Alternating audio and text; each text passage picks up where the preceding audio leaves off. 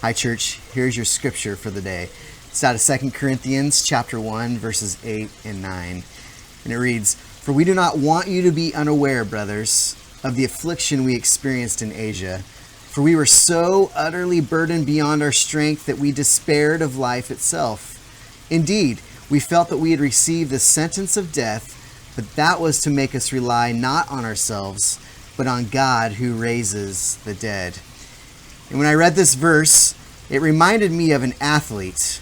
And bear with me as I explain this. So in pro sports, all the athletes are good. They're the best in their high school, they're the best in their college, sometimes they're the best in their region. And all those great athletes come together and they play against each other. And they wouldn't have made it to the big game if they weren't really good.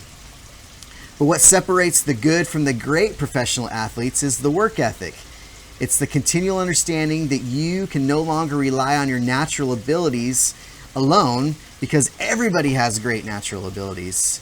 They learn that they have to dig in deeper to make the natural ability consistent, precise, and with endurance to be greater than the other athletes.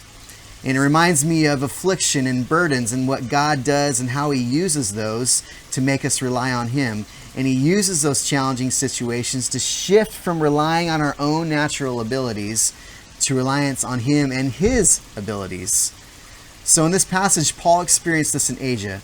God allowed a great affliction, burden, and despair to get him to rely on the Lord and not himself. And for Paul to acknowledge that in the passage means that God revealed to Paul that he was, in fact, relying on his own abilities, and God had something greater that Paul was not equipped to do with his own abilities. And so this process also brought Paul into a greater and deeper relationship with Jesus, because ultimately that's what God longs for us to do, to be in a deep relationship with Him, and He will sometimes use hard times to get us there.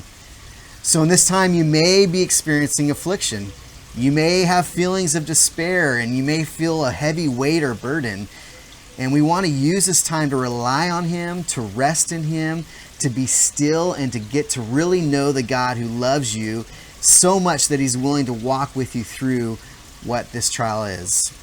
So remember, if God can raise the dead to life, He can deliver us from affliction, but more importantly, help us rely on Him and grow in a deep relationship with Him that will have much more eternal significance.